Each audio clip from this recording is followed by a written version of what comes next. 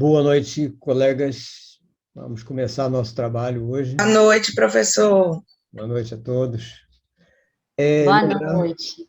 para quem não participou das aulas minhas, aliás, toda aula da Realize é assim, né? Lembrando apenas que as aulas estarão gravadas, já estou gravando, né? Então, vocês vão receber a gravação da aula logo depois que ela estiver editada. Todas as figuras que eu vou mostrar nos slides, a maioria tem no módulo, né? Mas, de qualquer maneira, os slides eu vou enviar também para vocês. Então, eu envio, como sempre, a gravação dos 4 momentos, né? E os slides todos, tá? Para vocês. E, embora tenha no próprio módulo, né? Agora, uma coisa que eu queria lembrar é o seguinte: é importante vocês lerem, né? Está no módulo, etc. Embora o que eu vou falar é exatamente o que eu escrevi, porque eu escrevi o módulo todo, então, mas às vezes a gente fala alguma coisa um pouco diferente ou de uma maneira diferente que às vezes a pessoa não entende, né? Ou na própria escrita, né? Aí é importante que vocês vão anotando. Eu vou fazer o seguinte: eu vou dar algumas paradas planejadas para a gente não ficar interrompendo e não atrasar o conteúdo, né? Eu vou dar algumas paradas já planejadas, já anotei aqui, para que as anotações que vocês fizerem, a gente possa, então, discutir, debater, etc., em cada parada dessa. Porque aí a gente não tem dúvida que vai falar o conteúdo inteiro. Porque é terrível a gente escrever o troço e não conseguir passar o conteúdo todo que a gente planejou, né?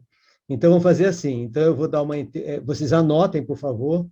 Aí, antes do primeiro intervalo, eu já dou uma parada antes, para a gente ver se tem alguma dúvida antes do intervalo final, né? Quer dizer, do final também. E assim eu vou fazer amanhã e domingo também, que aí fica mais fácil.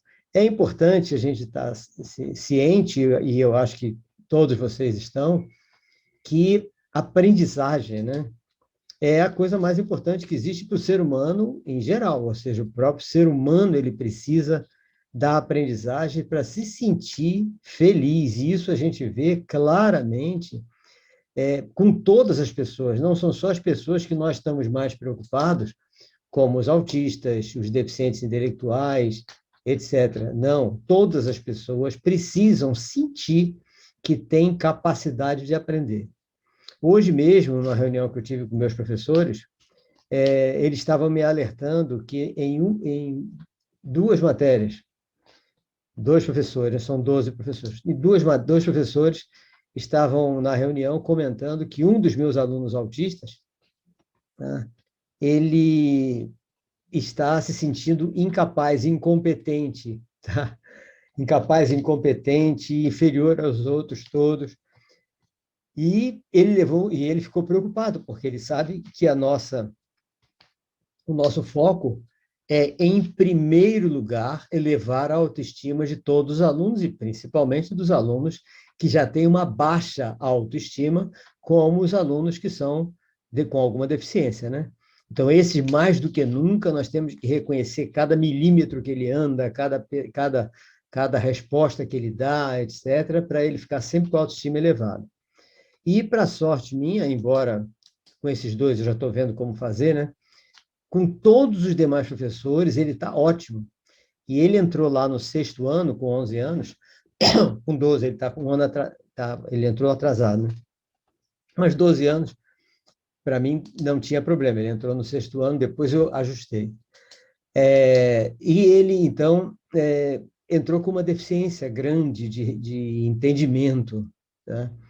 E essa deficiência de entendimento foi trabalhada por todos os professores e foi muito bacana, porque ele deu um avanço tão grande que a maioria das matérias ele está no nível da turma. Ou seja, ele não estaria jamais. E na maioria das matérias ele está praticamente no nível da turma. Né? A mãe está ainda meio desesperada, porque ela quer mais, quer mais, quer mais, né? Todo dia conversa comigo. Eu digo, olha, se você for comparar seu filho com outros autistas que andam por aí, você vai ficar alegre, feliz, satisfeito. Mas eu também quero mais dele, lógico. Nós estamos fazendo de tudo para ele ter mais. para ele conseguir ser autônomo mesmo com satisfação. E hoje, logo depois da reunião de professores, eu conversei com ela, né? Disse, olha, observe aí nessas duas matérias o que está acontecendo, tá? Assista às aulas, se você puder, ou põe alguém para assistir, para a gente ver o que ele está se sentindo, como é que ele está se sentindo. Que isso é uma das coisas que nós temos que estar muito atentos, né? A neuropsicopedagogia, quer dizer, o neuropsicopedagogo, ele tem que estar preparado justamente para fazer todas essas orientações a todos os profissionais de educação, quando não for ele mesmo, né? Que às vezes o neuropsicopedagogo é o próprio professor, né? Mas quando não for ele mesmo, está na função de direção, de coordenação, a função principal que eu considero é justamente a orientação no sentido de, em primeiro lugar, elevação da autoestima. Eu falo isso, vocês que já estão assistindo várias aulas comigo já devem estar de saco cheio, tanto eu falar elevar a autoestima, elevar a autoestima, elevar a autoestima, mas eu não vejo como não sentir essa vontade de reforçar isso o tempo todo, porque eu tenho visto as pessoas deixarem baixar a autoestima, e não pode. De jeito nenhum. Aluno com deficiência, de jeito nenhum, não pode mesmo. Foi feito uma vez um aluno de um colégio que eu comecei a orientar, né? Eles fizeram o histórico escolar do aluno, quer dizer, o aluno no ano seguinte veio para a minha escola. E ele veio para a minha escola completamente baixo, ou seja, uma baixíssima autoestima. Aí, eu conversando com a diretora da outra escola, eu disse, olha, ele veio com uma baixa autoestima. Mas ele estava bem aqui. Eu sei, mas olha onde está o erro. Aí eu mostrei para ela o histórico escolar. Tá? Quando eu mostrei a ela o histórico escolar, eu digo, onde a senhora acha que tem erro aqui? Aí ela disse, o histórico é normal. Sim, mas olha as notas que vocês puseram. 0, 1, 2, 3, 0, 1, 2, 3, 0, 1, 2, 3, e na observação, aprovado por ser aluno de inclusão. Lógico que isso vai cair nos ouvidos dele, mas é óbvio, porque naturalmente o pai vai ficar decepcionado, embora saiba que o filho é deficiente. Mas o pai vai sentir mais uma pressão forte contra ele. Meu Deus, o que eu fiz contra meu filho para ele ser assim? Então, a gente tem que tomar muito cuidado, porque isso é perigoso. E o histórico escolar? Ah, mas o histórico escolar é para transferir. Como é que eu vou botar uma nota que ele não teve? Como não teve? Espera aí. Se a gente sabe que nós só podemos passar tarefa para o aluno, principalmente para casa, fazer teste para o aluno, fazer avaliação do aluno, rigorosamente dentro do nível de entendimento dele, ele nunca vai tirar nota baixa. Mas não tem como. Porque se ele tirar a nota baixa, quem foi reprovado foi o professor. Lógico. Porque ele não se tocou, que ele não conseguiu fazer o aluno chegar ao ponto que ele perguntou na prova. Não. Então, quem foi reprovado foi o professor. Tem que fazer outra prova, não tem nem dúvida. Então, isso está até num dos vídeos dessa semana. Eu acho que que teve 4 vídeos de autistas, né? Foi sábado, domingo, segunda e terça. Aí depois nós tivemos 2 vídeos que não foram de autista, foi sobre o coração, que, aliás, eu recomendo que vocês assistam, tá? 2 vídeos do coração, que foi quarta e quinta-feira. Hoje não tem vídeo nenhum, né? Nem live, nem sábado, nem domingo, só segunda que a gente volta. Então, nessa semana nós tivemos 4 vídeos de autismo, tá? E 2 vídeos sobre o coração. Por que coração? Nós vamos falar sobre isso no nosso agora, né? Eu vou até adiantar um pouquinho, mas nós vamos falar sobre isso, porque tem coração na nossa história aqui. Tá? Lógico, né? Não pode deixar de ter coração na história. Então, foi o seguinte. Nós tivemos, no sábado, autismo. O autismo é uma outra forma de ver o mundo? Esse é o vídeo de sábado. Domingo, existe cura para o autismo? Segunda, como evitar o desequilíbrio emocional do meu filho autista na pandemia? E terça, sábado, terça, em nenhum momento a criança com autismo pode ser reprovada? São os 4 vídeos, tá? Lógico que aqui está autismo, mas serve para todos os deficientes, né? E na quarta-feira foi o poder do coração, que nós vamos ver alguma coisa hoje. Hoje não, nesse módulo, né? E quinta-feira, ontem, foi mais sobre o poder do coração. Esses dois eu recomendo que vocês assistam, porque está baseado já em cientistas que eram apenas cirurgiões cardíacos, famosos inclusive, né, mas que entraram pela área da pesquisa científica e estão descobrindo coisa na relação cardíaca e cérebro e intestino, né? E eu estou acompanhando esses caras, inclusive vou me basear num livro de um deles, por causa do meu sexto livro, que vai ser justamente onde eu vou apresentar o cérebro cardíaco, né? Então, nós vamos falar sobre isso. Esses vídeos estão no meu canal, tá? Que é Roberto Anderson, tudo junto. Então, estou no meu canal Roberto Anderson, aí você pega a playlist Autismo, tá? Na playlist Autismo está lá. E o de quarta e quinta está na playlist Ensaios. Na playlist Ensaios, ou playlist Crônica e playlist Ensaio. Todas as duas estão esses do coração. Ensaios e Crônica. E no playlist Autismo estão todas essas do autismo, né? Bom, então, nós temos que estar com muito cuidado mesmo, o tempo todo com isso. Então, a aprendizagem, ela é tão importante que não se sentir apto a aprender é fatal, é quase fatal, é uma coisa terrível, quando a pessoa sente que não consegue aprender. A gente vê por nós mesmos, verifica no trajetória de cada um de nós, quando você, de repente, aparecia um professor na sala de aula, ensino fundamental, ensino médio, e aquele professor falando, se você não estava entendendo nada, olhava para o lado, seus colegas estavam entendendo. Era ou não era um desespero? Isso bate desespero. Porque você diz, meu Deus, isso não vai entrar nunca na minha cabeça, eu tenho um bloqueio, eu nunca vou aprender isso. Mas por quê? Não é assim, todo mundo consegue aprender. É porque simplesmente você levou aquele susto e, pior, viu colegas dando a impressão que estavam entendendo. Às vezes é mentira. Às vezes é pura mentira. Mas aí que aquilo choca a gente, né? E a gente fica desesperado. Meu Deus do céu, e agora? Eu não vou aprender nunca. Aconteceu comigo em eletricidade. Eu me lembro perfeitamente disso, que já num curso superior, né? Quando começou a entrar nas áreas mais complexas da eletricidade, da eletrotécnica, etc., ele disse, meu Deus do céu, eu nunca vou entender esses cálculos elétricos aqui. Aí cheguei em casa, triste, né? Chateado. Aí meu pai, o que aconteceu? Pai, não vou entender nunca, a eletricidade não vai entrar na minha cabeça, mas não vai entrar mesmo. E pior que eu preciso disso. Como não vai entrar na sua cabeça? Vamos pegar os livros de lá e vamos pegar o que a gente tem aqui em casa. Na época não tinha internet, tinha nada disso, né? Tinha que pegar livro mesmo na biblioteca. Aí ele disse, abre o de lá, abri. Onde é que o professor está? Tá aqui nessa página. Anda para trás. Como para trás? Ele está aqui. Anda para trás. Aí eu andei para trás, andei para trás. E agora, está entendendo aqui? Não. Anda mais para trás. Está entendendo aqui? Aqui estou, aqui é simples demais. Então você sabe eletricidade. Você sabe tudo de eletricidade, porque você está. Mas, pai, o cara está lá adiante. Como é que eu vou alcançar ele? Você sabe eletricidade, você está entendendo isso. A única coisa que você tem que fazer é ignorar o professor.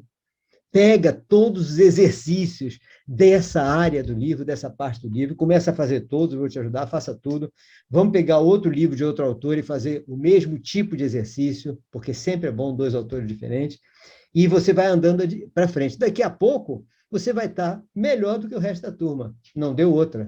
Eu fui o primeiro lugar em engenharia eletrônica, que pegava eletricidade como base. Ou seja, e isso é o que eu falo para todos os meus alunos, né? Que, aliás, já tive um sucesso tremendo. Né? Um deles teve 920 de redação no Enem, vários já estão com pontuações. Eu vou no SISU, pelo que parece, eu vou entrar na UFBA, eu vou entrar no UNEB, vou entrar não sei aonde, né? O NEB não, né? O UFBA, várias universidades federais, né? Digo, pô, e vocês estão assustados? Assustados? A gente tem que fazer para isso, para aprender e se dar bem. Né? Então, a aprendizagem, para mim, é fundamental. Então, por isso que eu peço a vocês para anotarem qualquer dúvida que a gente tiver, que a gente vai fazer as partes básicas da aprendizagem, né? Que, lógico, é neurociência, óbvio, né? Porque a aprendizagem é neurociência.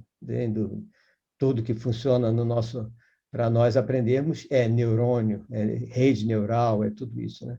Então, deixa eu compartilhar aqui para a gente ir para lá.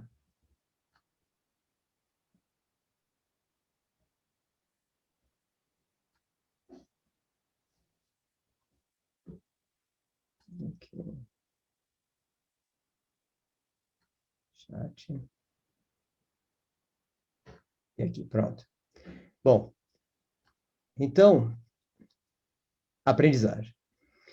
Bom, uma das coisas que aconteceu no início, né, no início da humanidade, né, é que, lógico, a gente acha, porque eu não conversei com nenhum dos caras do início da humanidade, que é meio difícil. Se bem que eu tive, para quem leu meus livros, sabe que eu já tive contato com o pessoal xamã aborígene em pleno deserto australiano, que eles tinham um conhecimento que parecia que era do início da humanidade até, né? E fora conhecimento maior ainda. Mas a ideia que se tem nos estudos antropológicos, né, é que que no início havia um terror, um pavor do desconhecido, já que tudo era desconhecido. Nós podemos levar isso para a nossa criança quando nasce. O medo do desconhecido, a dúvida, né, sobre o que vai acontecer com a gente. Então, isso é uma das coisas realmente que não ocorreu apenas com o primeiro ser humano, mas aprende toda vez que um novo ser humano vem ao mundo, né? Então, o medo do desconhecido é natural, esse medo, não há dúvida, né? E esse medo, ele traz uma série de problemas, lógico, né? Angústias. Angústia é de cara, né? Lógico, né? O bebezinho também, se ele não estiver sendo acolhido com bastante afeto, etc., para dar segurança, ele vai ter angústia, porque ele vai precisar sentir que tem segurança, ou seja, ele vai precisar buscar segurança. Se por acaso ele perceber que não tem, ele vai buscar algum lugar, vai se esconder, vai fazer alguma coisa para ter segurança, né? E existia, então, para buscar segurança, a fuga era para as cavernas, para efeito de se defender desse desconhecido, né? E a gente pode comparar, como eu falei, né? Comparar com algumas coisas que acontecem com o bebezinho, né? E principalmente quando a gente está no berçário, né? Que eu considero uma das partes mais importantes, né? O professor, ou seja, o atendimento dentro do berçário, por vários motivos, como a gente vai ver aqui, né? Vários motivos. Inclusive, no próximo curso de autismo, que a gente vai ter no dia 28, né? 28 de abril, a gente já vai ter novidades bastante sobre essa evolução da criança com autismo, e uma delas é exatamente isso, a tentativa de autodefesa e as pesquisas científicas sobre isso, né? Então, angústia, busca de segurança, a fuga para as cavernas, a autodefesa, óbvio que era uma coisa comum para todos eles, né? Isso fazia com que eles tinham, desde o início, né, o início do respeito ao desconhecido, aquele medo do que vai acontecer. Ou seja, um respeito um pouco negativo. Quando a gente estuda o coração, como está nesses dois vídeos de quarta e quinta, a gente vê que toda vez que a gente está com angústia, tá? Toda vez que a gente tem uma angústia, que a gente tem sentimento de autodefesa, quer estar preparado, isso significa o quê? Tenso, né? Tensão. Então, quando a gente está tenso ou quando a gente está angustiado, é uma emoção negativa. São sentimentos e emoções negativas. E o que esse cientista que eu vou mostrar para vocês descobriu nas pesquisas via e com equipamentos de ultrassonografia é que essas coisas provocam um defeito, elas alteram a estrutura fisiológica do coração. É impressionante. Então, ele fez diversas experimentações, mas diversas mesmo, mensurando tudo com ultrassonografia, e viu essa mudança, essa interferência seríssima de angústias, tensões, emoções e sentimentos negativos, né? Fazendo com que o coração comece a ter a criar ele começa a ficar prestes a ter defeito, prestes a dar defeito. Ele, inclusive, tem um dos livros dele que é Coração, uma história. Mas tem um outro livro dele que é alguma coisa relacionada à decepção em relação à medicina. Por quê? Porque ele diz que, infelizmente, não tem nada nos livros de medicina, nem nas faculdades de medicina, mostrando a influência fortíssima da emoção e dos sentimentos com os problemas cardíacos. Os problemas cardíacos são estudados com fumo, isso, aquilo, um monte de coisa, bebida exagerada, falta de exercício de atividade física, e ninguém fala de emoção e sentimento. E é a parte mais forte que atrapalha o funcionamento do coração, são as nossas emoções e nossos sentimentos. Então, por isso que eu peço a vocês para assistirem esses 2 vídeos, o de quarta e o de quinta, tá? Que é muito importante para a gente se estabelecer uma estabilidade psíquico-orgânica, né? Uma estabilidade emocional para não dar problemas no coração, é óbvio, né? Então, o medo, o respeito desconhecido era medroso. E então, para eles evitarem problemas, para não terem problemas, o que eles faziam? Eles criaram uma série de mitos, uma série de divindades, etc., com a qual eles se apoiavam para sentir que estavam protegidos, né? A criação dos mitos, das divindades, vem exatamente desse medo, esse pavor do desconhecido, do tudo, né? Aí, quando eu falo isso, as pessoas dizem, você está dizendo que o pessoal criou Deus? Não, eles não criaram Deus. Todos os povos antigos criam mitos e divindades, tá? Eles escolhem um mito de divindade, tipo o Sol, isso a gente sabe, né? Sol, Rio, etc. Preferencialmente, uma das coisas que eles dependem para a sobrevivência. Na África, a gente vê muito isso, né? Né? Via muito isso nas religiões de lá, em que cada deus estava identificado com uma das coisas da natureza da qual eles dependiam, né? Então, isso veio acontecendo.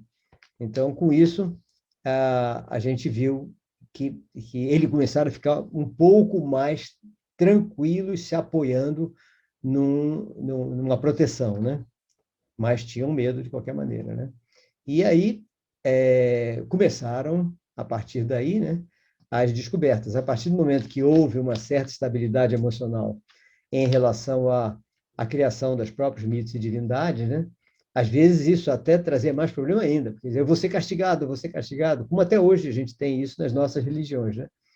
Então, mas a maioria começou a ficar um pouco mais estabilizado emocionalmente, e essa estabilidade emocional fez com que surgisse a criatividade, a inteligência, a capacidade de raciocínio, que é o que a gente precisa fazer hoje com o nosso bebê, com a nossa criancinha.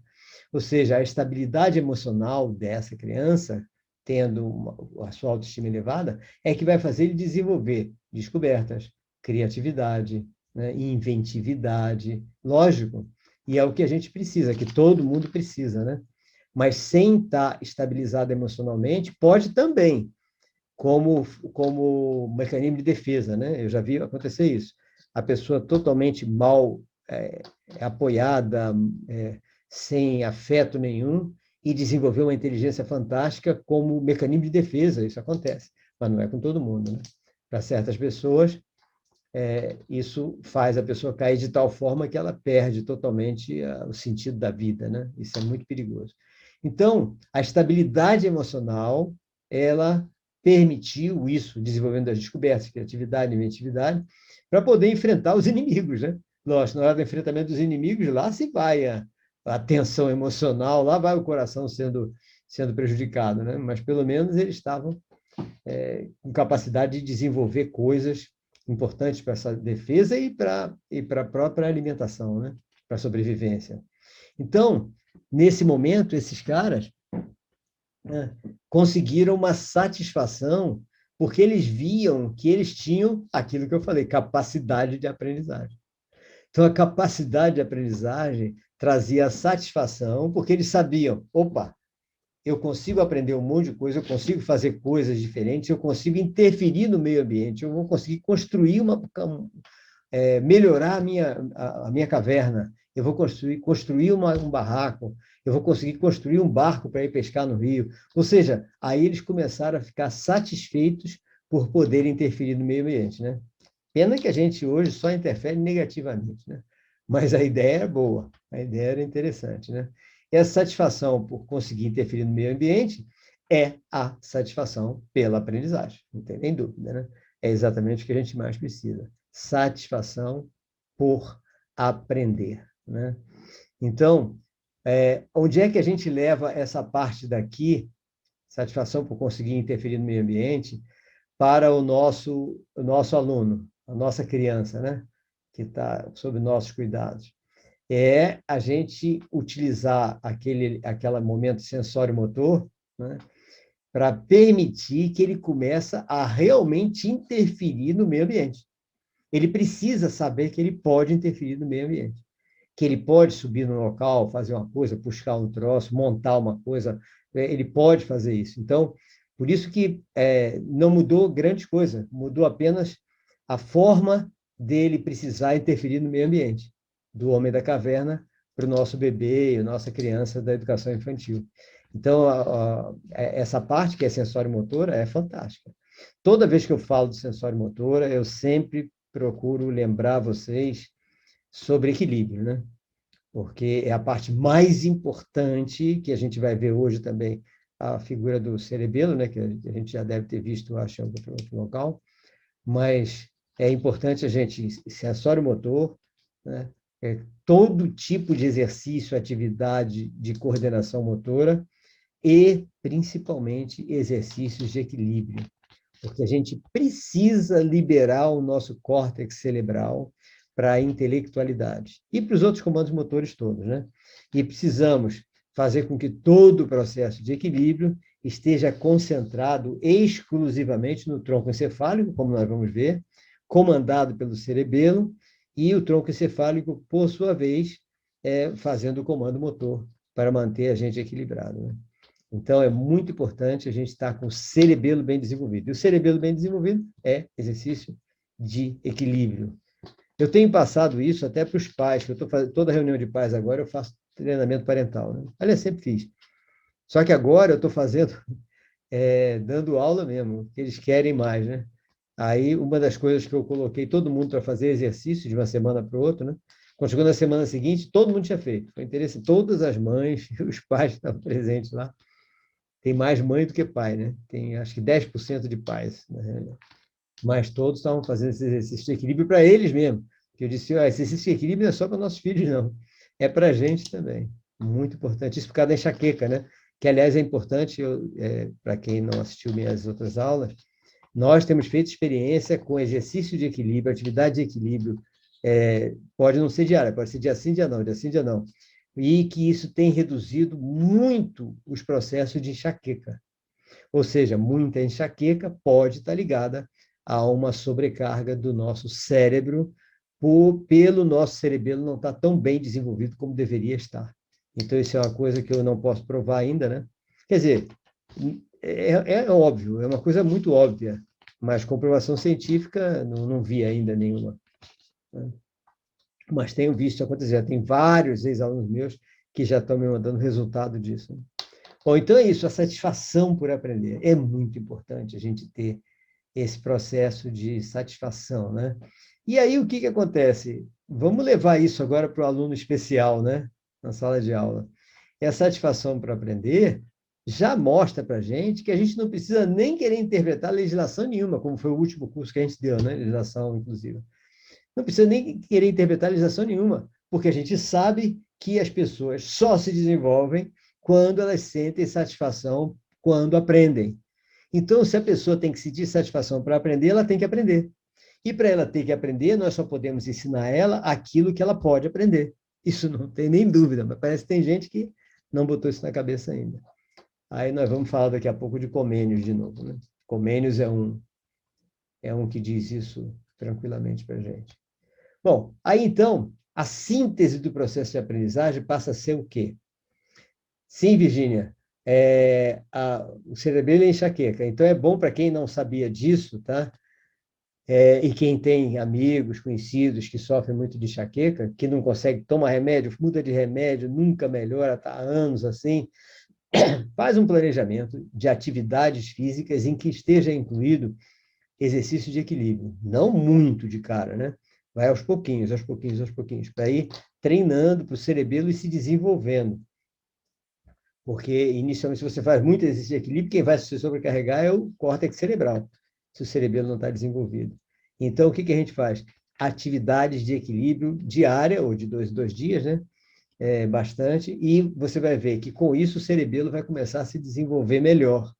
Esse desenvolvimento do cerebelo vai diminuir a sobrecarga do córtex cerebral e, com certeza, se a enxaqueca tiver como origem a sobrecarga do córtex cerebral, Vai diminuir, como diminui vários ex-alunos meus. Agora, a maioria das enxaquecas, pelo menos eu não vi nenhuma aí, é exatamente sobrecarga. E o grande problema é que não tem remédio para reduzir sobrecarga. Por quê? Você precisa estar em pé. Então, os medicamentos todos que os médicos passam são medicamentos para diminuir a dor, ou seja, a dor da enxaqueca. Mas não é remédio nenhum para fazer com que o cerebelo funcione. Então, você dá o remédio, passa temporariamente, passou o efeito do remédio, volta a enxaqueca. É lógico, porque você não vai ficar deitado o tempo todo. Se você ficar deitado o tempo todo, ou seja, não fizer nenhum esforço de equilíbrio, pode ser que nem tenha enxaqueca, porque você não está fazendo esforço nenhum de equilíbrio, né? Mas é muito difícil, porque a gente normalmente levanta a cabeça e tal, já é esforço de equilíbrio. Então, não tem nenhum desses remédios, é para isso. Não tem nenhum remédio que o médico passa serve para diminuir a enxaqueca. Ele é uma contenção da dor, ou seja, ele vai tentar diminuir a dor, que é uma consequência de um problema que não está sendo resolvido, que é o quê? Sobrecarga no córtex cerebral. Então, esse aqui é o grande problema. Eu discuti muito com um médico que é especialista em enxaqueca e tudo, que disse, não, mas a gente tem que usar são os medicamentos. Eu digo, não, tudo bem, use você os medicamentos. E eu não vou recomendar medicamentos para ninguém. Tá? Mas você não é médico? Sim, mas eu posso recomendar justamente não usar medicamento. Não sou médico, eu vou recomendar tudo que possa fazer sem medicamento e está passando. Eu fui mostrar a ele que está passando, né? Mas os caras não querem saber, querem mais prescrever mesmo. Então, é efeito paliativo mesmo. Bom, então, o que a gente precisa? Nós precisamos ver qual é a síntese do processo de aprendizagem para que a gente possa saber como interferir e em que momentos nós devemos estar atentos, isso é super importante, a identificar sinais de prejuízo na aprendizagem. Toda a nossa relação com a criança, né, desde bebê, ela deve focar, em primeiro lugar, né, a observação de qualquer tipo de sinal que diga, essa criança, ela parece que ela está com alguma redução de eficiência nisso ou naquilo outro. É muito importante a gente estar atento a sinais de sintomas. Não interessa sintoma de que é o sintoma, interessa os sinais de sintomas para a gente tentar identificar qual é a origem daquele sinal de sintoma que está aparecendo, independentemente de ser autismo, TDAH, TOD, qualquer coisa. Porque o sinal diversificado, um sinal diferente do normal, tá? Tem sempre uma origem. E isso é uma das coisas que eu mais tenho solicitado de todos os meus professores, né?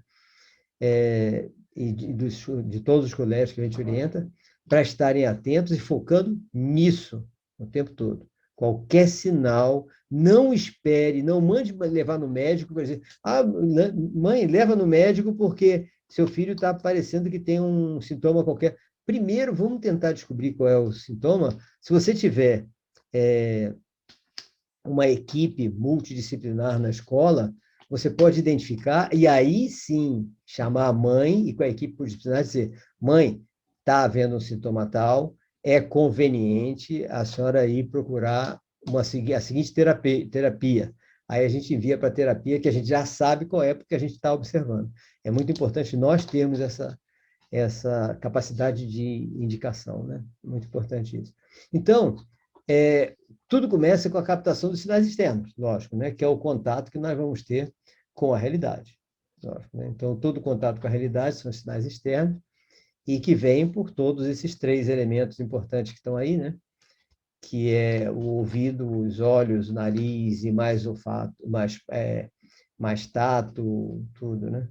Então, aqui nós temos as células mecanorreceptoras que ficam aqui na cóclea, tá? Então, aqui na cóclea, toda enroladinha, ficam essas células mecanorreceptoras, né, que fazem a transformação das ondas sonoras em impulso elétrico, que vai para o cérebro.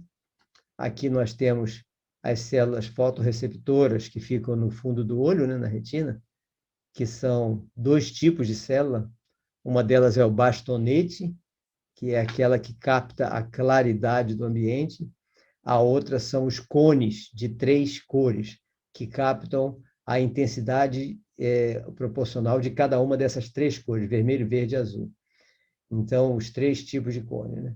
Então, o bastonete capta a intensidade de luminosidade, transforma em impulso elétrico, manda para o cérebro. Os cones captam a intensidade proporcional de vermelho, verde e azul, manda para o processador de visão, e lá, então, é montada a imagem, né? Então, e aqui a parte olfativa, gustativa e tudo, né? Que são as células quimiorreceptoras, que vão captar sinais químicos de olfato e de paladar, né? Essas células quimiorreceptoras. Então, e temos também as células mecanorreceptoras do atrito, da pressão, espalhado por todo o corpo nosso, né? E as células termorreceptoras também, que ficam mensurando todo o processo de aumento, redução de temperatura, etc., durante o nosso corpo todo, né? Então, e elas se compõem com outras células que a gente não tem identificação perfeita para ver umidade, intensidade de umidade, tudo isso é captado e vai o sinal para os nossos processadores cerebrais, né? Então, a primeira coisa da aprendizagem é exatamente que não tem aprendizagem correta sem que todos esses processamentos estejam corretos, né? Sendo feitos corretamente. E aí é que a gente tem que estar bem atento, né? Nos defeitos, né? Desde criança, a gente fazer todo tipo de experiência, exercício, etc., testes, para a gente poder identificar se há alguma coisa errada no processo do som, por exemplo, né? Então, são várias coisas que podem ocorrer no processo do som. Uma é a pessoa não ouvir de um ouvido, né? É óbvio, é o mais comum. A pessoa é surda de um ouvido, ou surda dos dois, aí descobre que o garoto é surdo. Aí é mais simples a gente descobrir, né?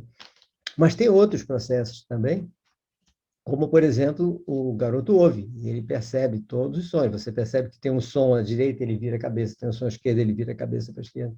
Então, ele percebe, inclusive, de onde vem o som. Mas, quando você fala, tumultua a cabeça dele, ele não entende nada do que você está falando. Então, ele não consegue entender a elaboração que chega no som, a informação que chega na onda sonora. Ele não consegue entender nada. Então, isso é um defeito no processador de som, né? Que é o tal transtorno do PAC, né? Transtorno do processador auditivo central.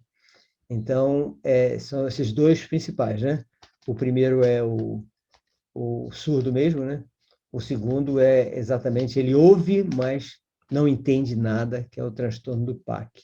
Tá? E esses dois, deixa eu ver se tem mais alguma coisa de som aqui. Esses dois são os principais. Ah, sim, é sempre interessante quando a gente vai fazer essas identificações com a criança, né? A gente sempre observar os processos de telemetria. Ou seja, é isso que eu acabei de falar. Bate palma de um lado da sala e vê se a criança olha para lá. Bate palma do outro lado e vê se a criança olha para lá. Porque aí a telemetria é incorreta, ou seja, a criança não olhando diretamente para a fonte sonora, significa que um das cócleas, um dos ouvidos, está com uma deficiência auditiva. Aí ela não consegue identificar corretamente a direção da onda sonora que ela está ouvindo, né?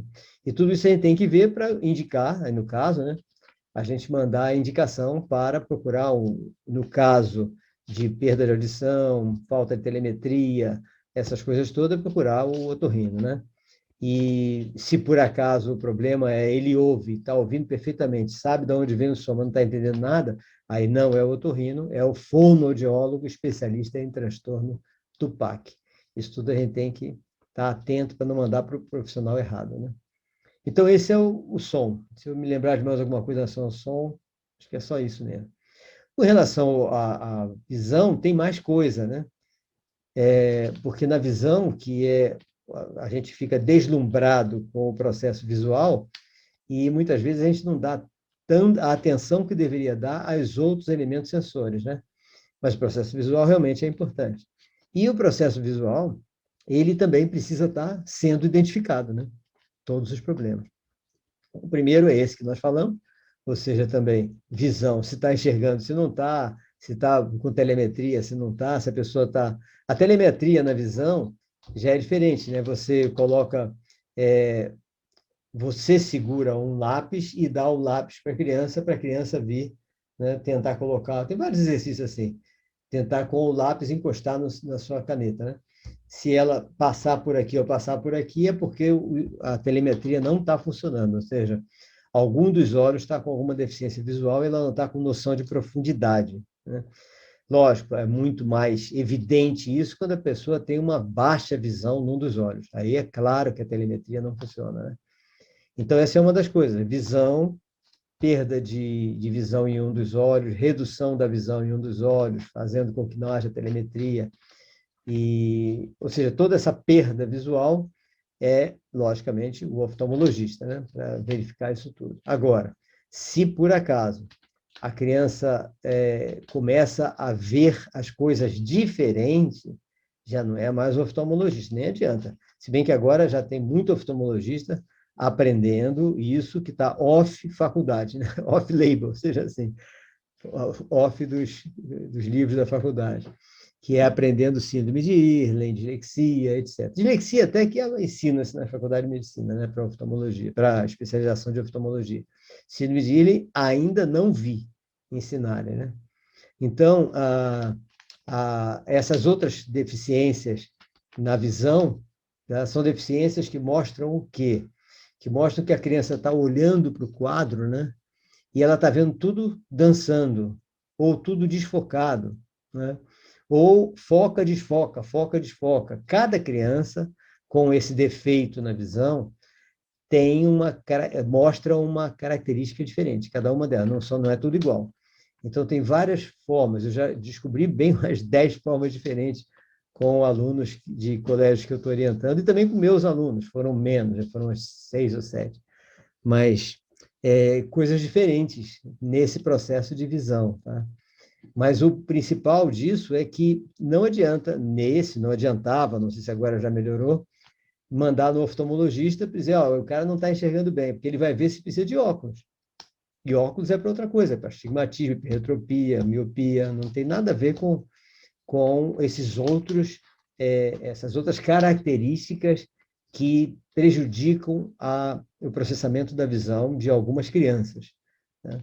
Então, esse processamento da visão, ele está muito focado no dislexia, que vai ser um curso que a gente vai fazer dia 16 de junho. 16 de junho nós vamos ter um curso sobre dislexia, tá? 28 de abril é autismo, 26 de maio adaptação de conteúdo e currículo na inclusão escolar, e 16 de junho é dislexia.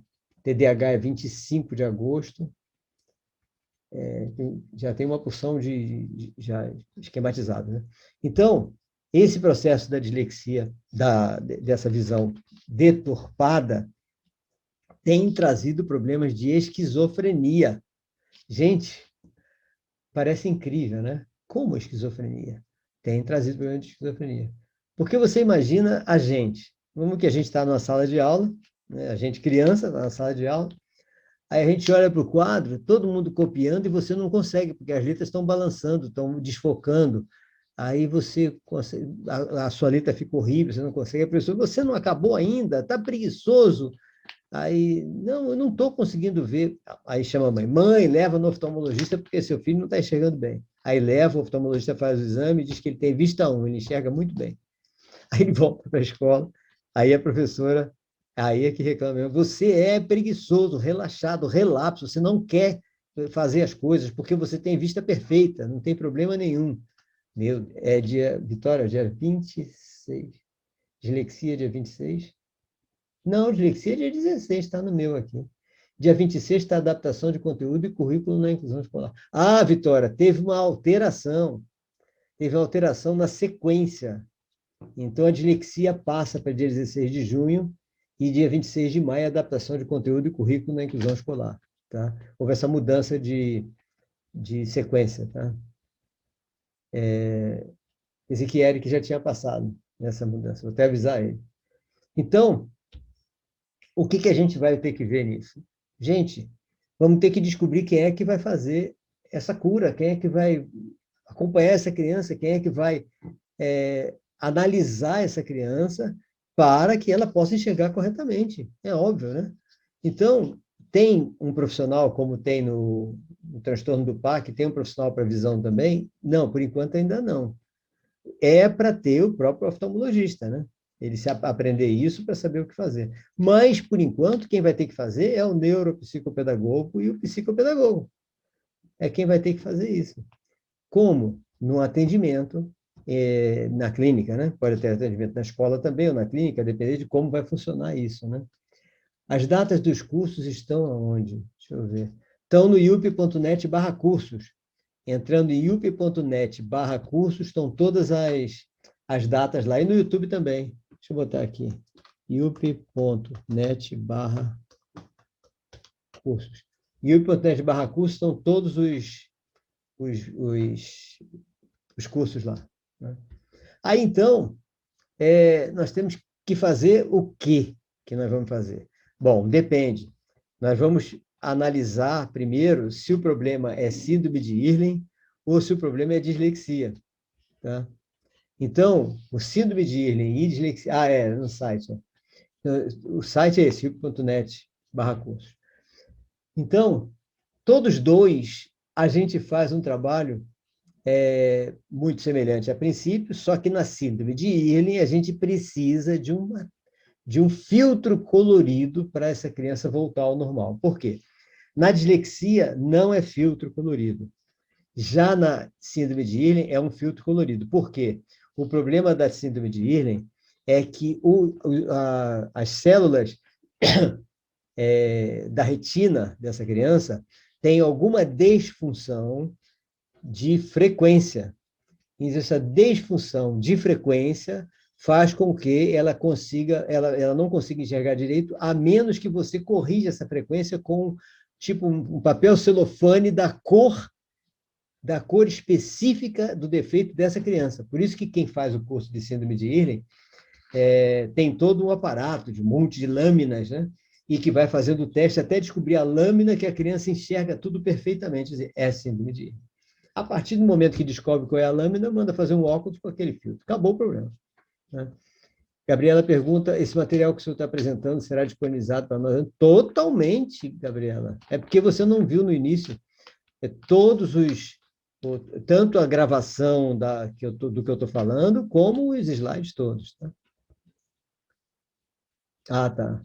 Débora, se souber celular, né? Mas vai ter a gravação de qualquer maneira. Qualquer perda que você tiver, você já tem a gravação depois. Então, esses dois aspectos são super, hiper importantes para todos nós.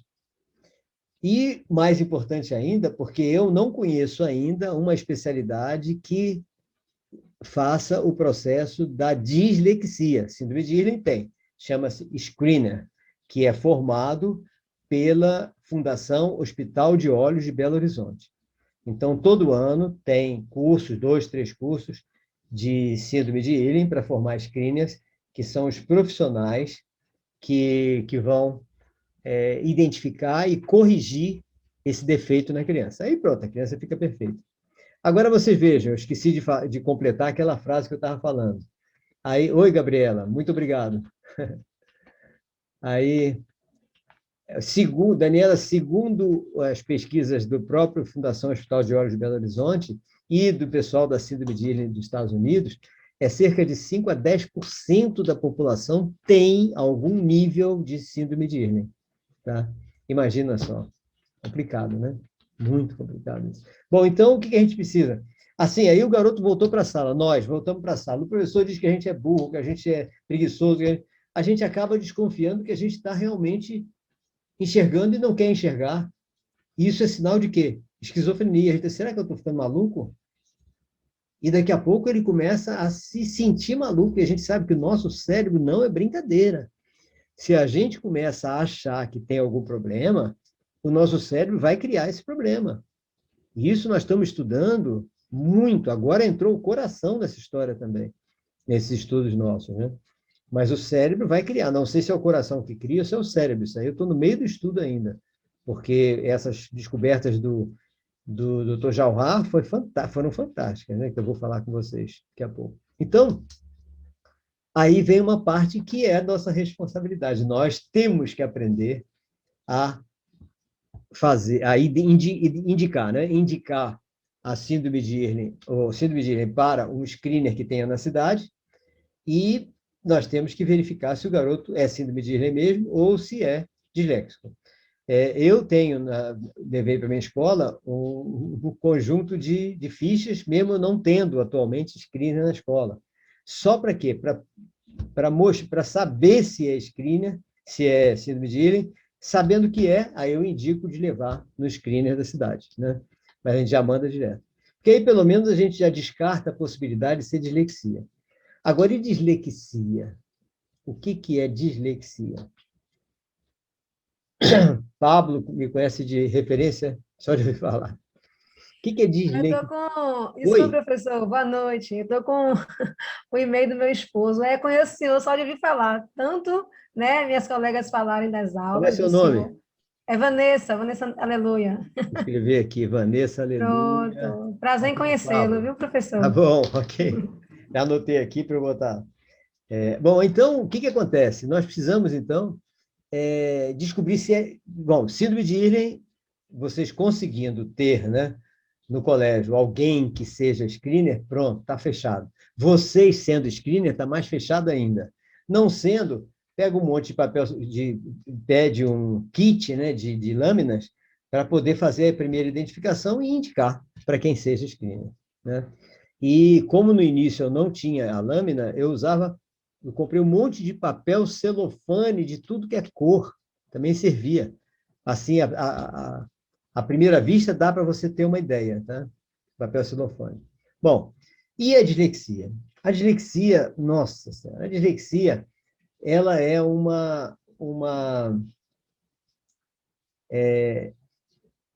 nosso cérebro, aqui atrás, né, no nosso córtex visual, ele recebe as informações visuais do olho direito, do lado esquerdo, do olho esquerdo, do lado direito, né? Essas informações vêm dos dois olhos ao mesmo tempo. Lógico, a gente está olhando com os dois olhos, então a gente capta as duas imagens vão lá para trás, vão lá para o nosso processador de visão, né? E chega lá, aquelas duas imagens servem para o nosso processador, tá? Para identificar a telemetria. As duas imagens são importantíssimas chegarem para a gente ter noção de distância das coisas. Fantástico. Só que, se as duas imagens tiverem a mesma qualidade, olha só o que foi descoberto há pouco tempo na França. Se as duas imagens tiverem a mesma qualidade, mesma definição, tá? Mesmo tudo, o que vai acontecer? O cérebro vai ficar tumultuado. Ele não vai saber qual é a imagem que ele vai utilizar como referência. Porque todos nós, a maioria de nós, tem no, na área da retina, que a gente vai ver isso em dislexia, tá? Numa área da retina, na fóvea, nós temos um círculozinho num dos olhos, perfeito, para captar com perfeita super definição as imagens. No outro olho, que é o olho complementar, nós temos um olho principal e um olho complementar. Esse círculo não é tão perfeito, é quase um 8. Então, ele pega a imagem, leva a imagem, mas não leva tão perfeita. Para quê? Para servir como telemetria, mas o cérebro vai preferir a imagem do olho principal.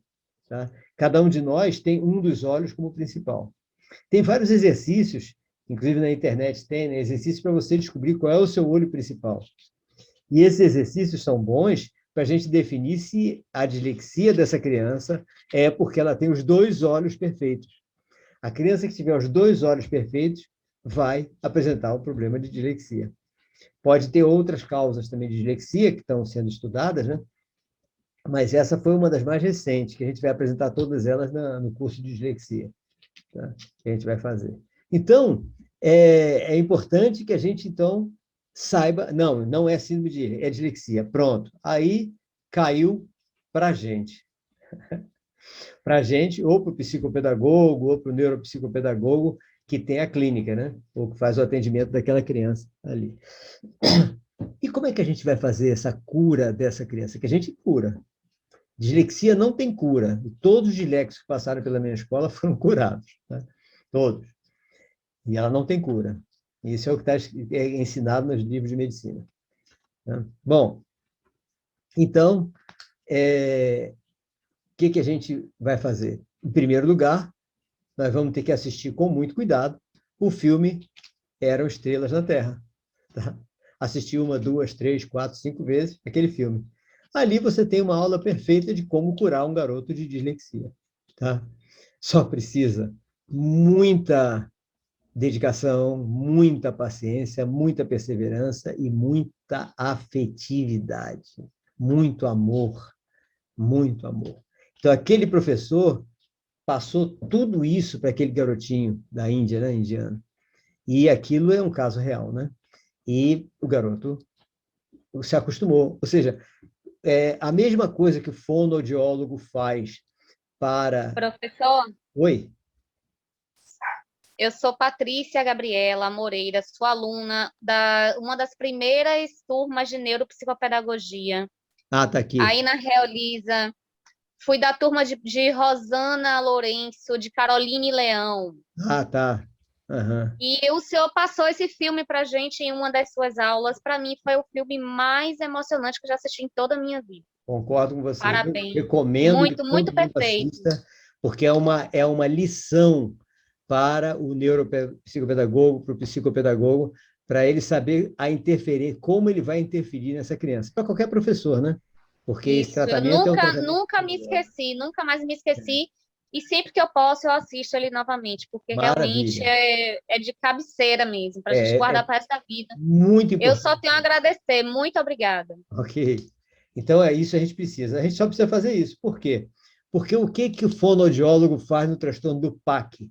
O fonoaudiólogo, ele vai com afetividade também, é com amor, com afetividade, ele vai treinando o processador auditivo do garoto, da criança, para esse processador auditivo começar a selecionar os sons que é para ouvir e os sons que são para deixar para lá.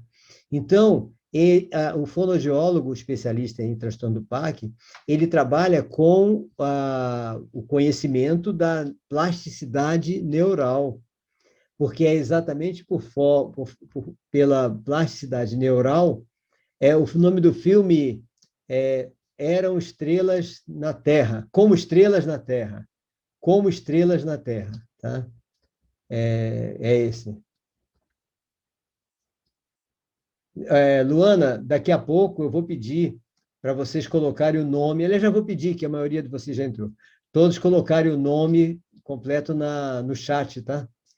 Porque aí é tranquilo. O nome do filme? Como Estrelas, oh meu Deus, Como Estrelas na Terra. Tá? Como Estrelas na Terra. É esse o filme. Bom, deixa eu ver aqui, que eu acho que eu passei. Pronto. Bom, me passei aqui. Então, o fonoaudiólogo faz isso. Tá? Então, ele vai treinando, treinando, treinando. E tem gente que não vai consertar o transtorno do PAC com o médico. Não adianta, o médico vai dar remédio, não tem nada a ver com remédio. Se der vitamina, vitamina é menos mal, mas não tem nada a ver, tem que treinar mesmo.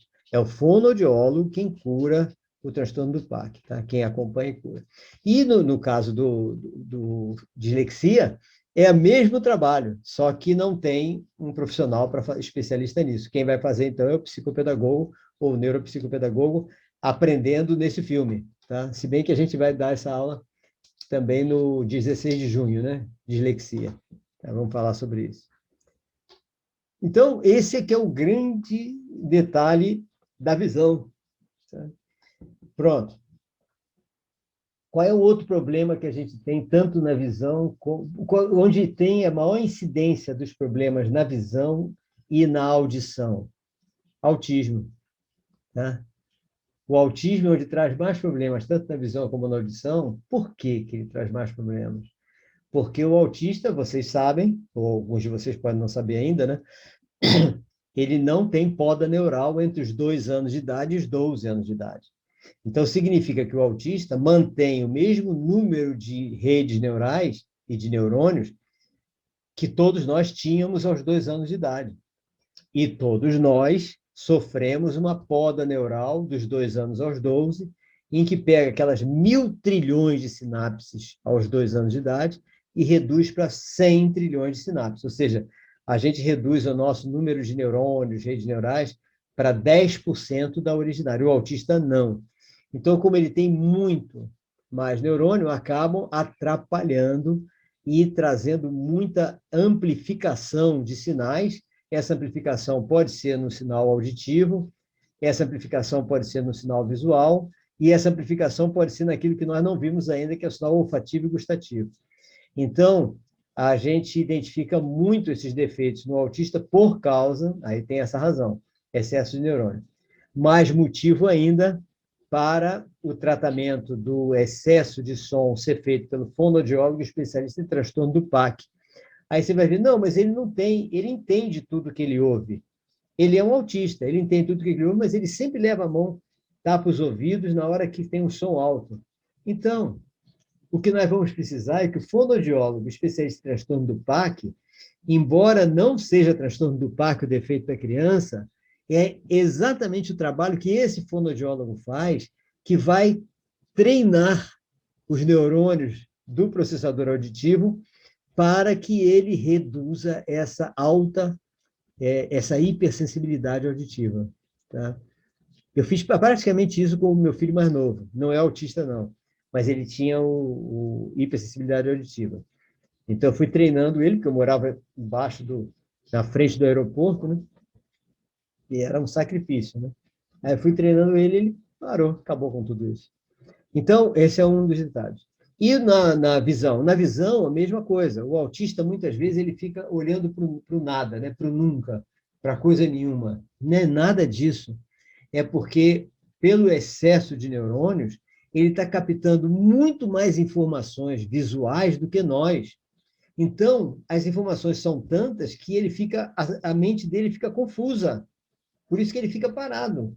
E por isso que ele gosta de se dedicar a um trocinho só. Tá? A uma coisinha só, muitos deles, né? Que tem isso. Nem todo autista é assim, né? Aí uma coisinha só. E às vezes ele fica tão dedicado que para não perder o foco, ele fica girando, vendo aquela coisa girar, que aí prende a atenção dele. Então, ele vendo a coisa girar, o que acontece?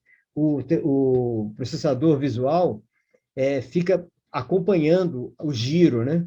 Ao acompanhar o giro, naturalmente, ele descarta as outras informações visuais que estão chegando.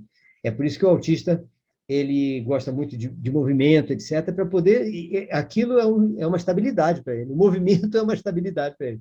Ou seja, uma coisa girando acaba trazendo um alívio para ele. Ele mesmo girando é um alívio para ele.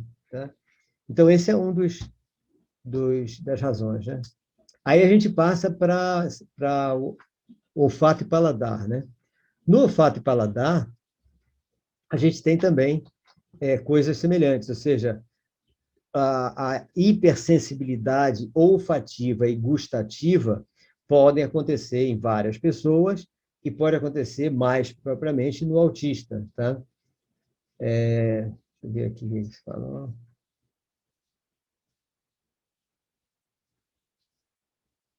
Exatamente. Isso que Tamires falou. O autista que precisa se movimentar várias vezes da mesma forma é para isso mesmo. Ele se sente mais estabilizado, mais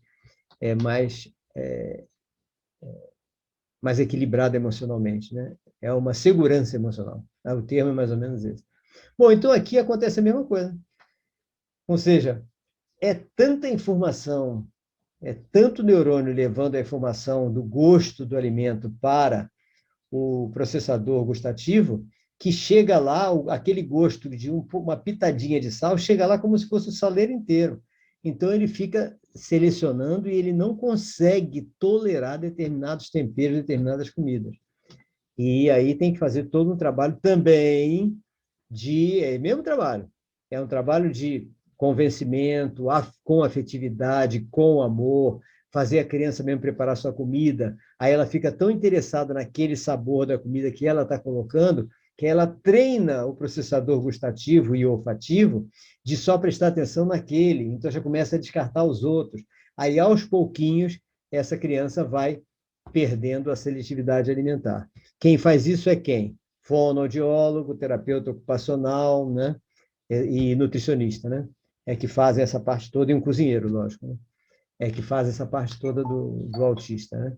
Então é isso, ou seja, essa é a parte da olfato, paladar e tudo. Por que olfato e paladar? Porque eles dois são interligados, ou seja, muitas vezes a gente não gosta do gosto da comida por causa do cheiro, e muitas vezes a gente não gosta do cheiro da comida por causa do gosto. É interligado, a gente acaba comparando uma coisa com a outra. E isso acontece nas crianças também, principalmente nas crianças que têm alguma hipersensibilidade. As hipersensibilidades não são exclusivas do autismo e nem todo autista tem hipersensibilidade. Tá? Tamires fala da cor do alimento. Sim, porque aí você entra com visão, olfato e paladar, que tudo é interligado. Tá? E tem uma coisa interessante nisso da cor do alimento, que eu já identifiquei algumas vezes, né? E dessa vez os pais dessa menina que foi na minha casa lá em Passo Fundo, no Rio Grande do Sul, os pais da menina levaram um susto, tá? Eram parentes de uma irmã de um convento lá, né? Que ela estava querendo que eu atendesse a sobrinha dela. Aí eles levaram de Porto Alegre, ela foi para lá só para atender. Aí quando chegou lá, uma coisa que os pais levaram um susto é que eu conversando com ela, né? Ela ficou totalmente ligada a mim, né? Eu fiquei conversando dentro das coisas, conversando sempre baixo, né? Que a gente tem que conversar sempre baixo, a gente não sabe o que está acontecendo. Aí chegou uma hora, eu fui tentar identificar uma coisa ligada à inflamação cerebral, que é perguntar a ela se ela sentia alguma pressão ou alguma expansão no cérebro, e sentia. Ela sentia pressão, né? Que toda a criança que tem inflamação cerebral sente uma pressão cerebral, e essa pressão ou expansão é o que acaba fazendo com que ela fique super incomodada e corra para um lado para o outro, baixa com a cabeça nos cantos, grita e tudo. Então, a gente tem que eliminar essa inflamação cerebral para diminuir tudo isso, né? E não é com remédio, né? O remédio não elimina a inflamação. Quer dizer, tem remédio que elimina. Por exemplo, há alguns medicamentos que reduzem a inflamação, sim, do cérebro, tá? Nós vamos ver isso no curso de autismo. Mas, e é dado por alguns médicos, como a Derbal Sabrá dá também, um anti-inflamatório, mas com muito controle, muito cuidado para não, que é a base de corticoide, né? Para não prejudicar a criança, né? Então, mas não é o remédio que é o principal é a disbiose intestinal ser tratada, mas isso a gente vai ver no autismo. Então, essas células, essa parte da criança, né, quando eu comecei a conversar com ela, aí eu perguntei, ela sentia pressão. Eu disse, o que mais que você sente de diferente no olfato, no paladar, na visão e tudo? Aí ela disse, eu sinto gosto das cores. Aí os pais e a mãe levaram um susto, né? Aí eu disse, você sente? E como é que é o gosto? E cheiro também? Não, cheiro não, eu sinto gosto das cores. Nunca senti cheiro de cor, mas gosto sim. Aí o pai, você nunca falou isso para a gente? Aí ela disse, vocês nunca perguntaram? Então eu achei gozado que esse atendimento meu foi fantástico, né? Foi assim, interessantíssimo. Porque os pais levaram susto da hora que chegaram à hora que saíram, de coisas que eles nunca souberam da menina. A menina já era adolescente, tinha 16, 17 anos. E eles não sabiam de um monte de coisa da criança, né? Porque os pais ficam tão envolvidos com medicamento, médico, não sei o quê, que esquecem de estudar. Porque a partir do momento que a gente tem um filho autista, ou um filho com qualquer deficiência, nós viramos pesquisadores. Temos que ser pesquisadores, temos que estudar mesmo, porque o que tem de gente enrolando a gente nisso não é brincadeira, não. Então, a gente tem que estudar, tem que conversar muito com a criança para saber rigorosamente o que ela está sentindo, como ela está, né? Porque senão a gente vai ser enrolado e vai prejudicar nosso próprio filho. Isso aí é muito comum, muito frequente, né? Bom, aí então está aí uma coisa interessante que tem a ver com o que Tamires falou, ou seja, a cor também tem a ver com a seletividade alimentar, porque está ligado, as três áreas estão ligadas. Ainda mais para o autista, que tem um monte de rede neural, fica tudo mais ligado ainda, né? Então, e por isso que eles, quando estão perfeitos, eles acabam desenvolvendo uma super inteligência, quando não tem mais inflamação cerebral, né? Sem nenhuma inflamação cerebral, Aí você tem os autistas super inteligentes. Por quê? Porque o excesso de neurônios só vai servir para o bem, ou seja, só vai servir para aumentar a capacidade intelectual numa das inteligências, ou em todas, né? Eu nunca vi um em todas, mas já tive no meu colégio em algumas, né? Que hoje são pesquisadores, tem um doutor, tem um pós-doutor, tem um mestre, né? Estou querendo trazer eles para serem professores lá, né? Que vai ser bacana. Ex-professor, ex-professor, ex-autista. E como ex-autista não tem, autismo não tem cura? Estou pouco ligando. Tá? Pode não ter para os outros, para mim tem. Mas se você percebe que na escala a TEC, o cara está com o nível 10, está abaixo do espectro, aquilo foi cura. Tá? Para mim, né? E o que me interessa não é isso. O que interessa é que ele tenha todos os seus sintomas reduzidos e que fique cada vez mais próximo da autonomia total. É a única coisa que nos interessa. Né? Bom, aí então, aí vem, isso tudo é feito dessa forma. Cadê a figura? Feito dessa forma, né? Ou seja, a visão vai para o córtex visual, né? A audição vai para o córtex auditivo, né? Paladar e olfato vai para o córtex do paladar e o córtex palativo e olfativo, né? Agora, todos esses córtex se comunicam entre si com o feixe de neurônios que começa aqui, tá? No córtex primário de audição, na realidade começa na área de Wernicke, mais ou menos por aqui. E vai lá para trás, um feixe de neurônios passa pelo córtex visual, aí vai para frente e pega a informação do paladar, olfato, da parte somestésica, que é sensações de tato, paladar, olfato, todo tipo de sensações, outras que a gente nem sabe, as outras captações que a gente tem, né? Sexto sentido, sétimo sentido, oitavo sentido, 11º sentido, agora eu sei que devem ser 11 pela descoberta da Universidade de Lausanne de cérebro trabalhando em 11 dimensões, a gente não tem só o sexto sentido. A gente tem muito mais. Quer dizer, as mulheres, né? Tem muito mais. O homem tem um pouco menos, por algum motivo que eu não gosto de falar, porque eu não gosto de depreciar a mim, mas tudo bem. Mas então é isso, ou seja, todos esses vão para os córtex e os córtex se comunicam entre si. Então, essa é uma parte bastante importante da gente saber, né? Bom, aí vamos ver os estímulos sensoriais para a gente aprender. Que tipo de estímulo nós precisamos ter para a aprendizagem? Lógico que, em primeiro lugar, nós precisamos fazer uma coisa que é uma recomendação minha em tudo que é curso. Todo mundo que está fazendo os outros cursos comigo, tem que eu só falo de autoestima elevada e estimulação continuada. São as duas coisas que eu falo. Curso de psicomotricidade, então, eu bato nessa tecla o tempo todo, porque o psicomotricista é a especialidade mais importante na estimulação continuada, né? Então, o estímulo sensorial para a aprendizagem começa com a estimulação. Estimulação o quê? Continuada. Nós devemos o tempo todo estar focado em estimular todos os elementos sensores da nossa criança, sempre. Agora, estimular por estimular, não. Estabelecer um vínculo afetivo, lógico, né? Esse vínculo afetivo, muita gente se acha incapaz. Eu tenho dois professores, que não conseguem estabelecer esse vínculo afetivo, porque não é dele, ele não nasceu para isso, então ele tem um certo receio do estabelecimento do vínculo afetivo. Então, o que acontece? Eu tenho que ficar atento, porque, aliás, aquele caso que eu contei logo no início aqui, né, de duas matérias que um dos meus autistas está com dificuldade, bloqueio, é exatamente as matérias desses dois professores. Tá? Porque faltou o vínculo afetivo.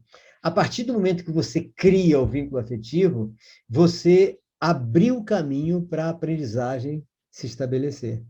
Então, é muito importante o estabelecimento desse vínculo, né? É importante quem tiver lido os trabalhos de Emma Pichler, tá? Sobre o olhar Pichler-Loxi, né? Que ela desenvolveu lá na Áustria, né? Durante a Segunda Guerra Mundial, e que nós vamos ver no dia 24 de novembro, já está até estabelecido aqui, dia 24 de novembro, nosso curso vai ser Vínculo Afetivo e Olhar Pichler-Loxi na formação da criança e do adolescente, ou seja, o poder da afetividade no desenvolvimento neurofisiológico e no equilíbrio psíquico-orgânico da criança e do adolescente. 24 de novembro, tá? Mas vocês, basta entrar no ilpe.net/curso, que tem todos lá, tá? Só precisa estar atento para se inscrever a tempo, né? E tem prefeituras e instituições que estão comprando o pacote inteiro, que aí fica mais barato ainda, né? Até novembro. Esse ano só tem até novembro. Dezembro eu não planejei nada, porque eu tenho que passar o fim do ano em Paris, na Torre Eiffel. Eu quero passar o fim do ano lá. Se fosse no Rio, eu diria, não é bem Paris, é Praça Paris. Aqui não tem, né? Aqui não tem. Tem o Terminal da França, etc. Paris ou Paripe, tá? É onde eu vou. O Paris meu vai ser esse. Mas então a estimulação continuada começa com vínculo, estabelecimento do vínculo, tá? E esse estabelecimento do vínculo é muito importante, muito mesmo. Logicamente, a estimulação continuada tem que levar em consideração o movimento. Por isso que o psicomotricista é importante nessa história, porque a psicomotricidade ensina tudo isso, né? O vínculo afetivo, o movimento, o contato físico, então movimento, contato, coordenação motora, equilíbrio. Então a estimulação continuada é fundamental para a aprendizagem. Uma criança bem estimulada, nossa, você não vai ter dificuldade nenhuma com a aprendizagem dela. E, às vezes, a única coisa que está faltando na criança para ela querer aprender é a estimulação continuada. Lógico, tem outras coisas, como, por exemplo, você não esquecer nenhum dos órgãos sensores. Então, é importante que esses estímulos sensoriais sejam planejados de maneira, eu coloquei cada mês um, fica mais fácil assim, né? Então, você, no mês de abril, por exemplo, tudo sobre audição. No mês de maio, tudo sobre paladar. Então, você faz um monte de brincadeira, jogos, passatempos, diversões, ligados principalmente àquele elemento sensor. Oi, Sandra, porque em Paris, eu adoro Paris. Na realidade, eu, se fosse passar as férias em algum lugar, não seria em Paris. Seria no país que eu mais amo e que me sinto em casa, que é a Grã-Bretanha. Adoro, morei lá há muito tempo, adoro a Grã-Bretanha. Paris é só porque é cidade de luz, aquelas coisas todas, né? Mas o que eu gosto mesmo é a Grã-Bretanha. Nossa, quando vou lá, toda vez que eu vou lá para uma conferência, né, eu me sinto totalmente em casa. Acho maravilhoso aquilo. Agora não, né? Agora não dá nem vontade de ir para lá. Nesse período, eu não quero ir para lugar nenhum. Tá doido? De jeito nenhum. Aí, então, o revezamento é importante para a gente não esquecer de nada. É só para isso, tá? Para a gente não esquecer de nada. Aí, porque às vezes, aquilo que eu falei da gente ficar, a gente fica empolgado, né, com a visão e esquece os outros. Então, a gente tem que tomar cuidado com isso. E o outro, limitação de tempo em tudo que a gente fizer. Tomar cuidado, porque quando a gente fica muito tempo fazendo uma coisa com a criança, essa criança pode começar a ter um esgotamento por sobrecarga no córtex cerebral. Então, essa mesma sobrecarga que ocorre na dor de cabeça exagerada, nessas coisas todas, também pode ocorrer, mas de outra maneira. Ou seja, essa sobrecarga pode começar a desenvolver na criança processos de irritabilidade, tá? De irritabilidade. Então, é importante a gente tomar muito cuidado com a alimentação. E eu tenho comentado em todos os cursos de pedagogia, de psicopedagogia e de alfabetização, e desses cursos todos, para a gente tomar muito cuidado com aquele mobile, tá? Porque aquele mobile você coloca, é fantástico, né, para estímulo, mas ele tem que ficar 1 hora só. Passou de 1 hora, a gente tira o mobile dali, senão vai ser problema, tá? Tem que tomar muito cuidado com isso. Então, a limitação do tempo dos trabalhos. Então, esses estímulos sensoriais, eles são muito importantes, né? Que a gente tem que ter, mas não podemos esquecer que esses estímulos são para todas as crianças, tá? E eu mesmo tenho encontrado, muitas vezes, como eu encontrei em Botsuana, né? Uma vez, contei já para os meus ex-alunos, alunos de outros cursos, que um garoto, não é esse aí eu peguei uma fotografia, né? De uma criança, mas ele é mais ou menos semelhante a esse, em Botsuana, e atrofiado. O corpo, esse não é tão atrofiado, o corpo atrofiado. Um pouco mais cheio de atrofia. E ninguém estava fazendo estimulação dele, porque no laudo médico que tinha, dizia que ele não tinha acessibilidade do pescoço para baixo. Aí eu pedi ao pessoal para esquecer isso, né? E fazer assim. E eu mesmo sentei no chão e fiquei fazendo estímulo no garoto. Isso tem muitos anos, foi dando 2000, 2002, 2003, por aí. O garoto já está andando. Ou seja, um garoto que era paralítico, ele não teria a menor condição pelo diagnóstico médico, laudo médico, ele está andando. Nunca mais vi o garoto, que eu nunca mais pude voltar a Botsuana. Mas, mas eles têm me mandado informações sobre isso, né?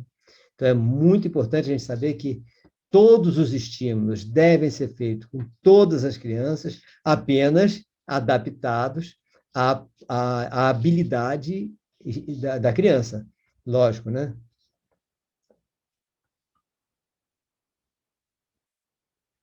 Ah, tá bem. Ok, Débora. Está com falha na conexão. Então, a gente tem que ver isso, não podemos esquecer. Outra coisa que acontece do esquecimento, que eu vi num colégio lá em Juazeiro, a menina, quando eu cheguei no colégio, eu fui ver a menina que eu acompanho, quando eu olhei a menina, ela estava na sala de aula, os meninos e os colegas não. Eu peguei em flagra, né? Aí eu perguntei o que houve. Não, porque agora eles estão no pátio fazendo e ela está dispensada, ela não precisa ir para o pátio. Como está dispensada? Como não precisa ir para o pátio? Mas é óbvio que ela não está dispensada. O pátio é obrigatório, principalmente para o deficiente. Não tem nem dúvida. Então, as pessoas têm que tomar cuidado, muito cuidado com isso. Nós é que temos que nos adaptar ao deficiente, à criança com deficiência. Não é a criança com deficiência que tem que... Não, agora você está dispensado, não precisa ir para lá não, porque você não vai conseguir fazer mesmo. Você vai jogar bola? Não vai, então não vai para lá não. Como não vai? Vai jogar bola sim. Tá? Tem vários vídeos na internet mostrando a criança botando bola ao cesto, né? A criança toda atrofiadazinha, aí o irmãozinho leva uma cesta até ela, põe a bola na mão dela para ela jogar e acertar no cesto. E ela fica toda contente que para ela conseguiu jogar a bola no cesto. Meu Deus do céu, tem muita coisa para ser feita. Mas, então, o que eu ponho aqui é o quê? Vamos ignorar laudos ou diagnósticos. É muito importante nós ignorarmos laudos ou diagnósticos, guarda, escreve, põe na ficha da criança, tudo, mas nós vamos buscar o quê? Habilidade. Vamos buscar habilidade, né? A gente não vai buscar defeito. A gente não vai fazer nada com o defeito da criança. Com o defeito da criança não tem o que fazer. Agora, com a habilidade, tem. E todas elas têm alguma habilidade. Aquela que não fala, não é... Se tem inteligência, tem habilidade intelectual. Pode não ter nada, não mexer nada, mas tem habilidade intelectual. Então, é isso que a gente precisa saber, né? Então, esse é ignorar laudos ou diagnósticos, né? Nós temos que fazer isso com muita... para não... Senão a gente para. Não, não vou fazer porque não pode. É que nem a gente entra numa empresa, né? Aí você diz, ué, por que aquela mesa não pode vir mais para frente? Ficaria mais fácil. Aí, não adianta, a gente já tentou fazer, não dá certo não. Aí você não faz. Mas se você não perguntar para ninguém, e você não sabe que não pode, e você coloca, aí todo mundo vai levar um susto, ficou melhor, né? Mas não podia. Ah, eu não sabia que não podia. Aí, não, porque a mesa não cabia ali. Eu não sabia que não cabia, eu botei e coube. Ou seja, coisas assim, né? Isso acontece demais. Exatamente, com a adaptação. A afetividade é fundamental mesmo, né? Aí, então, o que a gente precisa ver agora é a conscientização dessas sensações captadas. Porque uma coisa é captar as sensações, outra coisa é se conscientizar dela, porque quando a gente capta, ela não está conscientizada ainda, tá? Então, vamos deixar esse slide aqui. Cadê?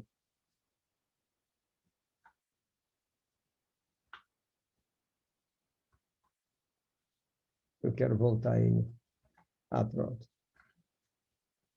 Voltar ele aqui para a gente entrar na conscientização depois do intervalo. Vamos fazer um intervalo de 15 minutos, tá?